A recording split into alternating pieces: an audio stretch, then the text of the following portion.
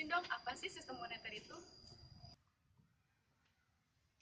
Lalu bagaimana cara untuk mencapai tujuan stabilisasi ekonomi?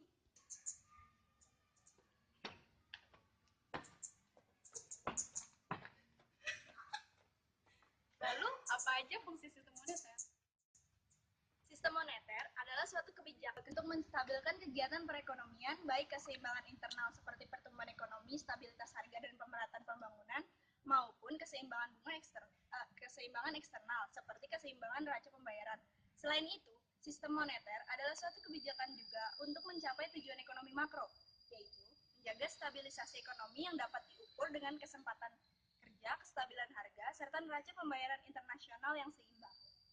Mencapai tujuan tersebut, Bank Sentral atau Otoritas Moneter berusaha untuk mengatur keseimbangan antara persediaan uang dengan persediaan barang agar inflasi dapat terkendali, tercapai kesempatan kerja penuh, dan kelancaran dalam pasokan atau distribusi barang. Fungsi utama sistem moneter itu yang pertama, menyelenggarakan mekanisme lalu lintas pembayaran yang efisien. Yang kedua, melakukan fungsi intermediasi guna mempercepat pertumbuhan ekonomi. Yang ketiga, menjaga kestabilan tingkat bunga melalui pelaksanaan kebijakan moneter. Oh gitu, yeay! Jelasin dong sistem moneter di Indonesia itu apa aja? Kami akan menjelaskan jenis-jenis sistem moneter. Sebenarnya, gue tahu apa aja jenis-jenis sistem moneter itu dibagi dua. Ada kebijakan moneter kuantitatif sama kualitatif. Kebijakan kuantitatif itu dibagi lagi menjadi tiga. Ada politik diskon, politik operasi pasar terbuka, sama politik cadangan kas atau giro minimum. Yang kedua, kebijakan moneter kualitatif itu dibagi dua. Ada politik hold kredit sama politik pembujukan moral. Tapi saya nggak tahu penjelasannya apa. Mungkin ada yang tahu? Politik diskon itu kebijakan untuk menaikkan atau menurunkan suku bunga dalam rangka memperlancar likuiditas sehari-hari. Itu tuh politik diskon. Kalau misalnya politik pasar terbuka, itu tuh kebijakan untuk memperjualbelikan surat-surat berharga oleh Bank Indonesia di pasar uang ya, bukan pasar yang lain. Ya, teruang. Kalau politik cadangan kas itu kebijakan untuk menaikkan atau menurunkan cadangan kas harus di bank-bank umum. Di bank? Iya, bank-bank umum. Bank biasa nggak bisa tuh? Kan umum, biasa bisa mungkin ya. Gimana sih mungkin? Kalau misalnya kualitatif itu kayak gimana? Kualitatif kayak gimana kualitatif? Kebijakan moneter kualitatif kan? Ya. Ada dua, politik pagu kredit. Politik pagu kredit itu kebijakan untuk memperketat atau mempermudah dalam pemberian pinjaman untuk masyarakat sekitarnya. Terus ini juga untuk mengatur kegiatan ekonomi agar lebih tumbuh dengan baik. Terus Bank Indonesia dapat melakukan pinjaman secara selektif dengan tujuan untuk memastikan bahwa bank umum memberikan pinjaman-pinjaman yang melakukan investasi-investasi sesuai dengan yang diinginkan pemerintah. Terus kalau politik pembujukan moral itu Bank Indonesia menghimbau kepada bank-bank umum untuk mempertimbangkan kondisi ekonomi secara makro agar arus uang dapat berjalan dengan lancar. Oh gitu.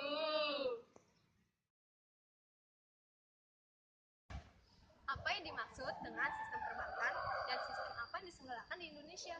Sistem perbankan Indonesia merupakan sebuah tata cara, pola, dan aturan-aturan yang dipergunakan oleh sektor perbankan dalam menjalankan usahanya sesuai dengan sistem atau ketentuan yang telah dibuat oleh pemerintah. Kalau ketentuannya dalam menjalankan sebuah sistem perbankan yang benar, diperlukan adanya pilar-pilar yang menyangga supaya sistem bisa berjalan dengan semestinya. Di Indonesia, pilar-pilar sistem perbankan di Indonesia yang dimaksud itu adalah API, yang disebut juga arsitektur perbankan Indonesia. API merumuskan arah kebijakan pengembangan atas industri perbankan pada masa yang akan datang dengan menciptakan kestabilan sistem keuangan dalam rangka mendorong ekonomi nasional ke arah yang lebih baik lagi.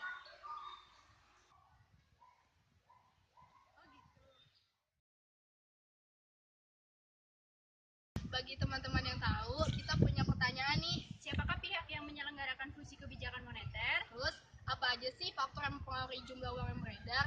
Bagi teman-teman yang tahu, tolong dijawab ya. Terima kasih. Pihak yang menyelenggarakan kebijakan moneter itu Bank Sentral.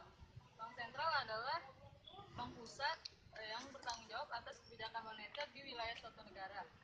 Bank Sentral di Indonesia itu adalah Bank Indonesia. Nah, Bank Indonesia berusaha untuk menjaga stabilitas nilai mata uang, stabilitas sektor perbankan, dan sistem finansial secara keseluruhan. Kemudian pada pasal 8 Undang-Undang Nomor 23 Tahun 1999 tentang Bank Indonesia disebutkan tugas-tugas Bank Indonesia, yaitu menetapkan dan melaksanakan kebijakan moneter, mengatur dan menjaga kelancaran sistem pembayaran, mengatur dan mengawasi bank. Untuk menjaga stabilitas nilai mata uang dipengaruhi oleh faktor-faktor jumlah uang yang beredar.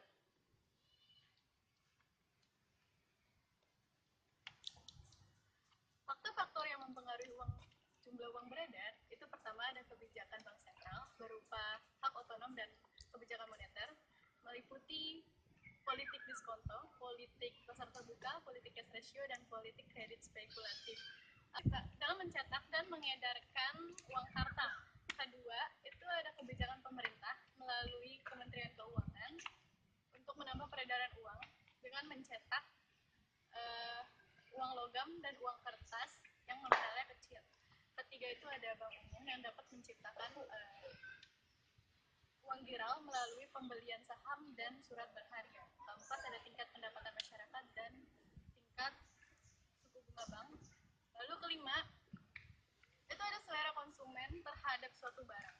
Apabila semakin tinggi selera konsumen terhadap suatu barang, maka harga barang tersebut juga akan terdorong naik, sehingga jumlah uang yang beredar pun akan semakin banyak. Begitu juga sebaliknya. Keenam itu ada harga barang. Ketujuh ada kebijakan kredit dari pemerintah. Terus hal apa saja mempengaruhi permintaan uang? Pertama itu ada besar kecilnya pembelanjaan negara yang berkaitan dengan pendapatan nasional.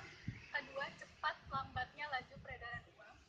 Yang ketiga, motif memiliki nilai uang. Menurut teori liquidity preference oleh J.M. Keynes, itu pertama ada motif transaksi, kedua ada motif berjaga-jaga, dan ketiga ada motif spekulasi.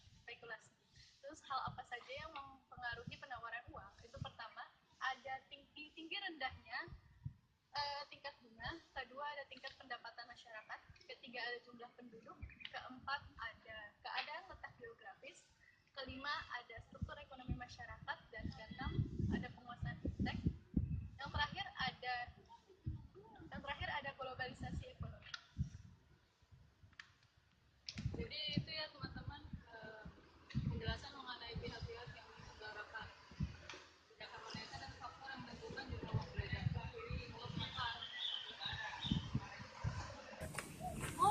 Oh iya, tadi udah paham kan?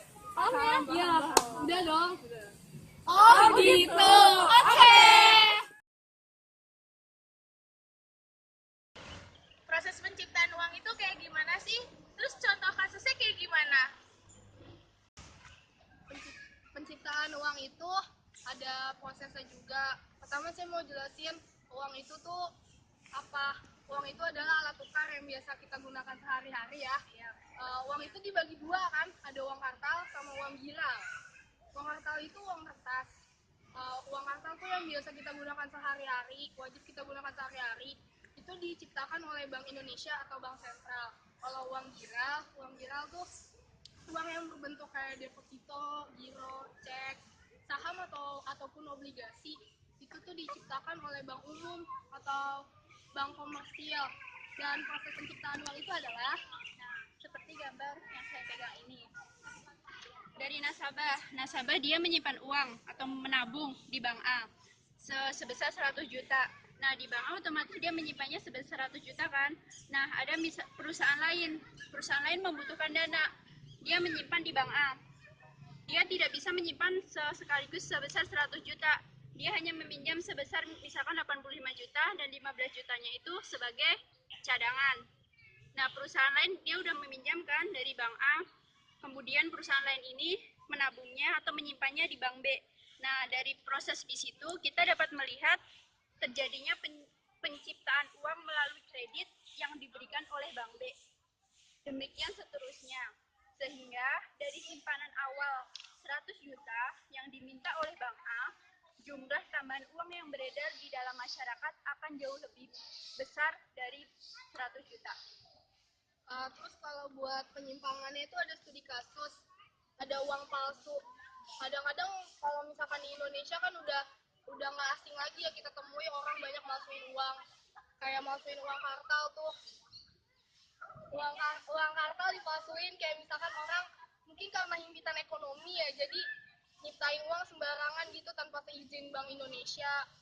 Kalau misalkan uang viral sendiri tuh bukan uang palsu sih sebenarnya, tapi cek yang diterbitkan oleh bank itu sendiri, bank swasta itu sendiri, tapi itu sebenarnya nominal cek isi uangnya itu tuh nggak ada. Ya, wujud uangnya itu tidak berwujud uang, tapi dalam bentuk lembaran kayak cek, obligasi, saham. Oh, begitu. Ya. Katanya burung, tapi mainnya di air. Ya beda. Curug. Hai. Yuk.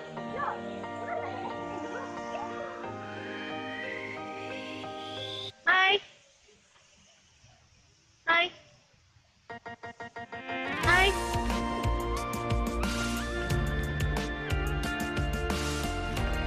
Coba lagi apa?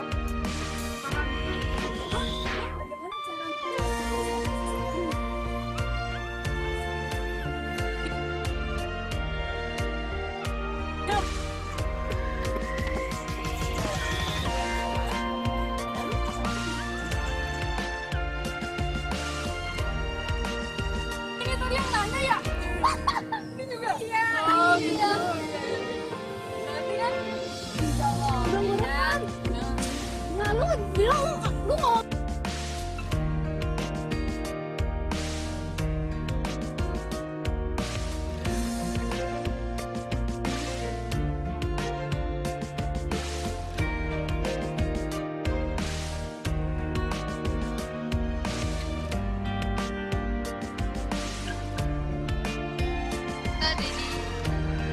Kita ada di hutan. Ternyata kegunaan Sesi terakhir ya. Iya, udah sesi terakhir, kita udah mau selesai. Terus Lalu akan sebagai apa? Aku sebagai kameramen. aku sebagai yang nanya dan yang jawab.